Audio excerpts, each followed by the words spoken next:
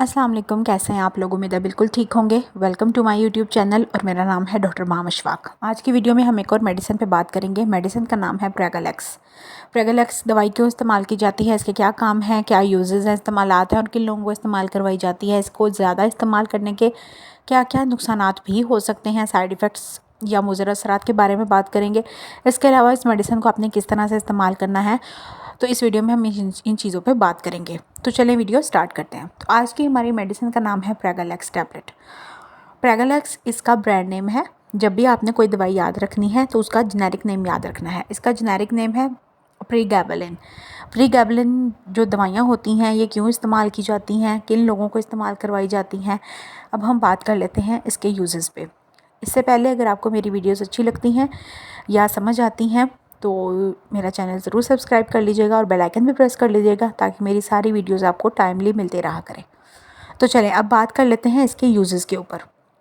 अगर हम इसके इस्तेमालात या बेनिफिट्स की बात करें तो इस तरह की जो प्रीगैबलिन जैसी दवाइयाँ होती हैं ये उन लोगों को इस्तेमाल करवाई जाती हैं जिनको नर्व पेन होती है, मतलब जिनको जो नर्व होती है उसकी वजह से किसी ना किसी जगह पे पेन होती है। जैसे काफ़ी कॉमन जो हमारे यहाँ पेन, मतलब जो ज़्यादा कॉमन पाई जाती है वो शियाटिका, आपने सुना होगा, एक टांग का दर्द। ठीक है, उसमें क्या होता है, कमर से दर्द शुरू होता है और आहिस्ता आहिस्ता अगर इलाज ना हो या मतलब एहतियात ना की जाए तो दर्द टांग में जाता है और उसकी वजह से बैक साइड पे कई दफ़ा होता है, कई दफ़ा एक साइड पे होता है टांग के, और वो आहिस्ता आहिस्ता नीचे की तरफ, घुटने की तरफ और फिर पाँव की तरफ जाना शुरू कर देता है।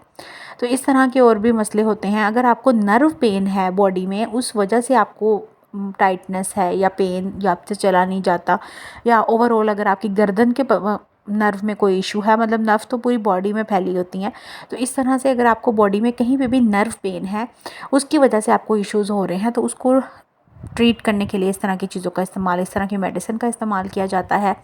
इसके अलावा अगर आपको पट्ठों में बहुत शदीद किस्म का दर्द है जो कि जिसको हम आम दवाइयों से ठीक नहीं कर सकते, जिसको मेडिकल में फाइब्रोमाइल्जिया भी कहा जाता है, इस तरह की अगर आपको दर्द होती है कि आपके पट्टे शदीद किस्म के अकड़े हुए हैं, ये शदीद किस्म की उनमें बहुत दर्द होती है और आप कोई भी दवाई खाते हैं तो वो ठीक नहीं हो पाते, तो इस वजह से इस तरह की मेडिसिन का इस्तेमाल करवाया जाता है ऐसे लोगों में जिनको पट्टों की शदीद तकलीफ़ रहती है।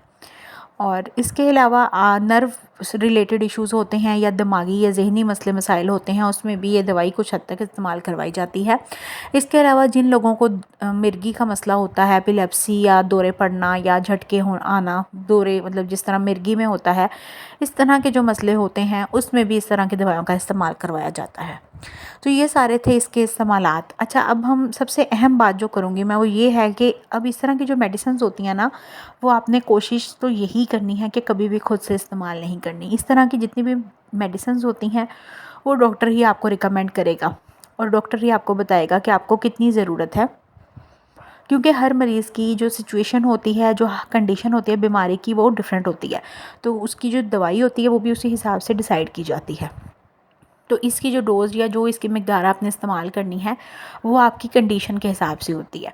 अगर इसकी जनरल बात की जाए तो आपने कम से कम भी, अगर खुद से आप ले रहे हैं, वैसे तो खुद से कभी भी नहीं लेनी चाहिए, मैं हमेशा अपनी वीडियोस में कहती हूँ इस तरह की वीडियोस जस्ट फॉर नॉलेज होती हैं, कभी भी आपने खुद से दवाई इस्तेमाल नहीं करनी। फिर भी अगर आप लेना चाहते हैं तो कोशिश यही करनी है कि कम से कम दवाई का इस्तेमाल करें, मतलब बिल्कुल अगर आपने दिन में लेनी है 24 घंटों में तो एक दफ़ा इस्तेमाल करें।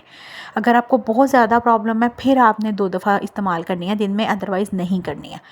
और अगर आपका फिर भी मसला हल नहीं होता तो काइंडली किसी डॉक्टर को लाजमी विज़िट करें पहले, और उसके बाद दवाइयों का इस्तेमाल करें जिस तरह वो आपको गाइड करे।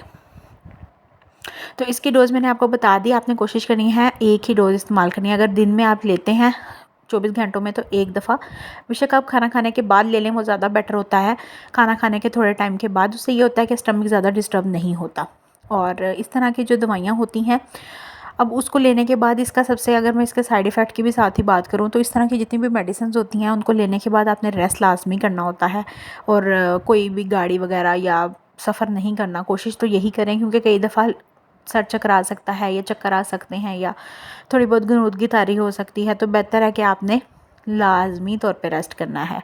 इसके अलावा आपने इस दवाई का ज़्यादा से ज़्यादा इस्तेमाल नहीं करना, ख़ास तौर पे जो प्रेग्नेंट वूमेन है या ऐसी औरतें जो माएँ हैं, मतलब दूध पिलाती हैं, वो तो बिल्कुल भी कोई भी दवाई इस तरह की या कोई भी मेडिसिन डॉक्टर को बताए बगैर इस्तेमाल ना करें। इसके अलावा अगर आप गुर्दों के मरीज़ हैं या दिल के मरीज़ हैं तब भी, और जिगर के मरीज़ हैं तब भी, कोई भी दवाई डॉक्टर को बताए बगैर इस्तेमाल नहीं करनी। अगर इसके मज़ीद इसकी बात करें, इसके मुज़र असरात की, तो आपको कॉन्स्टिपेशन के इश्यूज़ हो सकते हैं, कब्ज़ के मसले हो सकते हैं, पेट ख़राब हो सकता है, मैदे के अल्सर हो सकते हैं। इस तरह की कॉमन कोई बड़ा कोई ख़ास मसला नहीं होता। हाँ, लेकिन जब आप कोई दवाई बहुत अरसे से या बहुत मकदार में इस्तेमाल करते हैं तो उसके साइड इफ़ेक्ट भी ज़्यादा होते हैं। सो ये थी आज की वीडियो। उम्मीद है अच्छी लगी होगी, समझ आई होगी। अपना बहुत सारा ख्याल रखें, दुआ में याद रखें। अल्लाह हाफ़िज़।